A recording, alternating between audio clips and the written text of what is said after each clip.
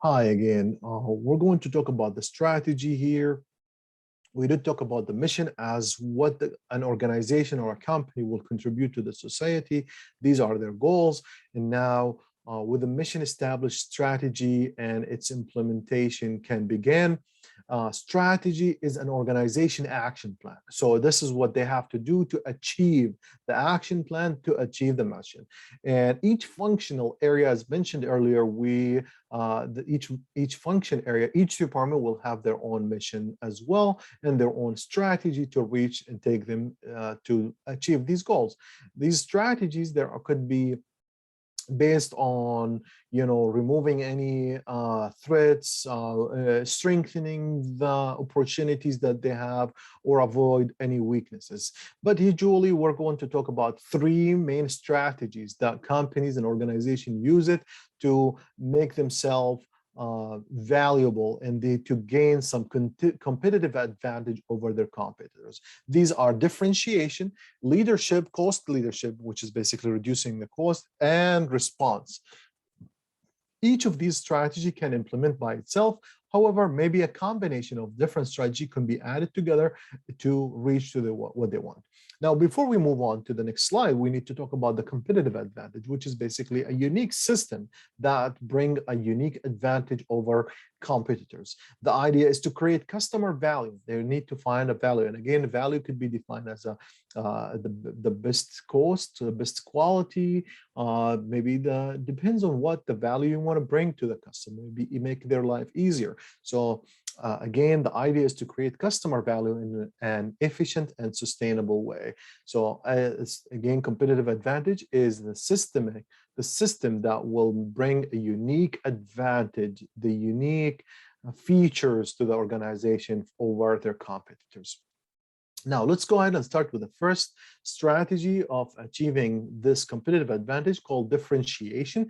Differentiation is make yourself unique, better than any other competitor. Differentiation can go beyond physical characteristic and service attributes. So it could be in the service itself, the attribute, the characteristic, but also could be engaging the customer, the experience the customer will get through the five senses. Let's take a look into the movie theaters these days. Movie theaters where they move into surrounding sound, they make their investment in the sound, they make the moving seats, they even changing smells, or even the mist of rain as a way to simulate the movies. And this is beyond the characteristic of a product or service. It's just, we need to provide experience to the customer. We've read about the Hard Rock Cafe, where they put a lot of into the theme of that cafe, and they have to make themselves different by having big screen on the wall, or maybe having galleries in their stores, and bringing live concerts and so on. They're made themselves unique versus other companies. On the left side, you will see a case study of a Safe Skin corporation, where they made themselves distinguished by creating innovative gloves. And I want you to read that and take notes of how they made themselves creative over other competitors. Also, when I want to move on to the second strategy, which is leadership in cost, or low cost leadership, such as Walmart. The first thing that I want to think about is Walmart, where they continue to pursue the low cost strategy. What they do, if a company decided to use this strategy, they basically achieving maximum value to the customer by reducing some of the cost, unnecessary cost. For example, here's Franz, a Belgium company right here in this point there. It's a Belgium discount food retailer, which is considered as aggressive cost cutter. For example, they have no background music, they have no shopping bags, there's no bright colors light in their stores.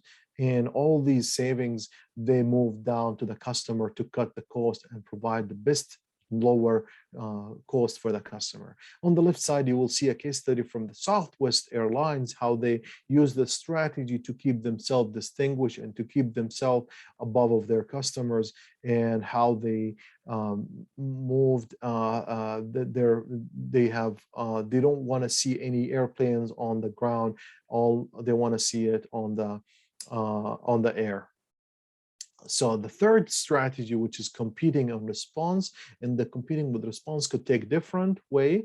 That's would be, for example, being flexible by adapting quickly to the market change and providing the volume even there's a fluctuation in the market.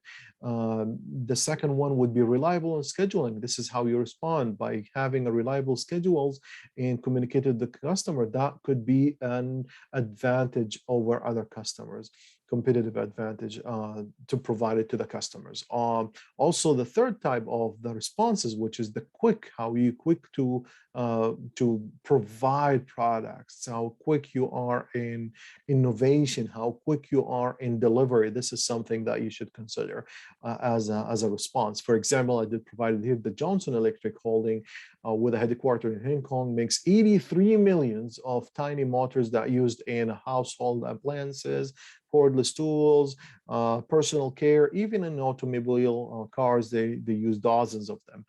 What is their competitive advantage? Is a speed in response, speed in production, speed in product development, that's innovation, and speed in delivery.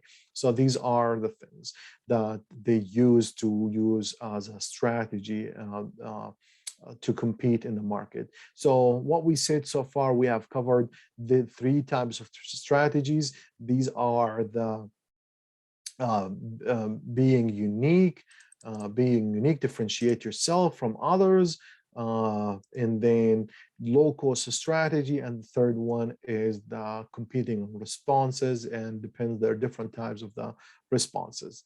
Next, we're going to move on to outsourcing, which is, we've been talking about outsourcing. We did talk about globalization as well. We need to bring it back again, because why is that? Because a lot of companies, they use the outsourcing as a strategy to compete, to the point where companies that doesn't want to do any of the manufacturing, they just rely on different suppliers to put them together and to provide a service to the customer.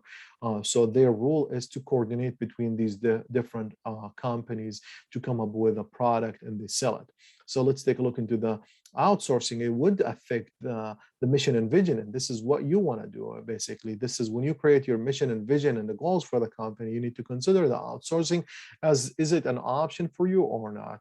So why we need outsourcing? Basically, outsourcing, they outsource the non-core competency, the non-core activities. These are the good things, that the activities that other people better than me in doing it. So so for example, I'm going to give you this Apple example here, where their core competency is creativity, innovation, and product design, where they don't really have a strength in manufacturing. So what they would do, they will outsource the manufacturing, and they will focus only on creativity, innovation, and product design, and other suppliers and other outsourcing activity will be done somewhere else. Of course, there's some risk for that. We did talk about it in a previous chapter, where we said you don't have any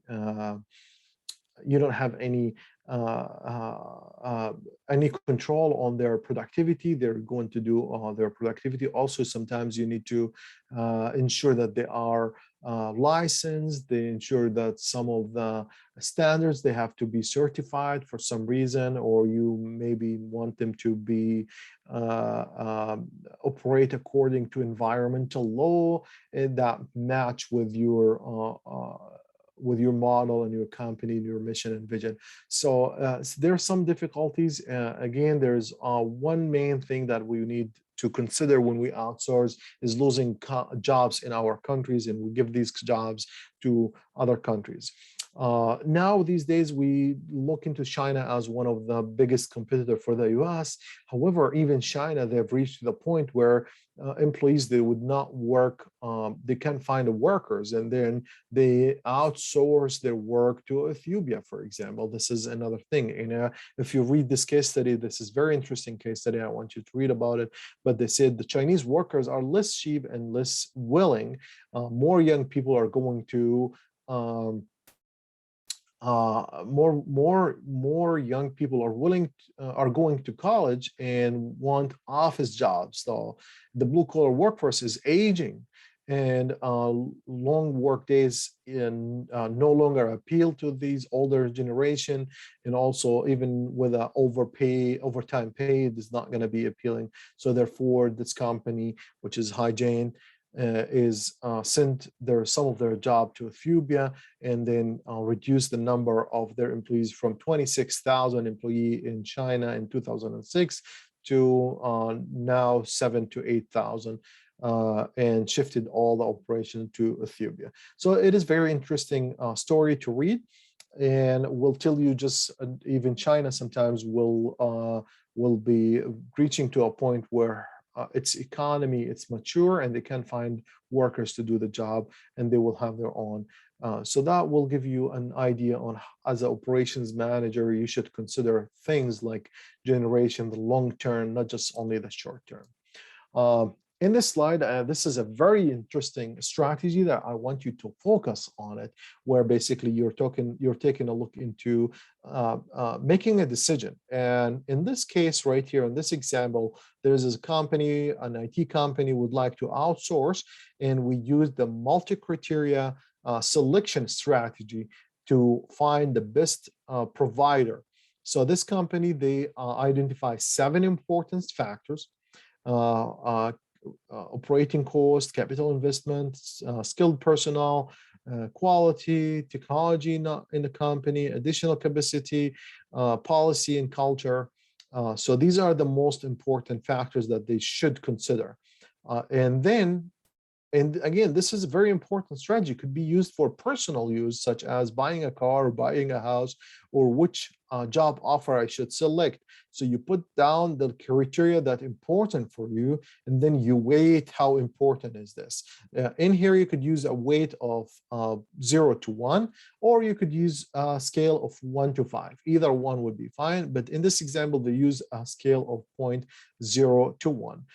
So for example, point 2, which is reduce operation cost, that has more weight than improved quality. So they give it more weight on that factor number 1. All right, so now we did talk about the factors. These are the important criterion for us. And then we assign a weight for these criterion, how important these for us. And then now let's benchmark our providers, the suppliers or the outsourced providers that they're gonna. Starting with a BIM US, they assigned a scale on a scale 1 to 5, 5 being the best, 1 is being the worst. They assigned these based on these factors. So factor number 1, reduce operating cost. They assign 3. The second factor, the second criteria would be 4, 5, 4, and 5, 4, and 2. And then what do you have to do is multiply the importance by that factor to find out what would be the total weight score. And then you do the same thing for the second provider, the third provider, and then you select the provider by which provider that you should select, one with the highest score that you could pick it, and you say this is the best.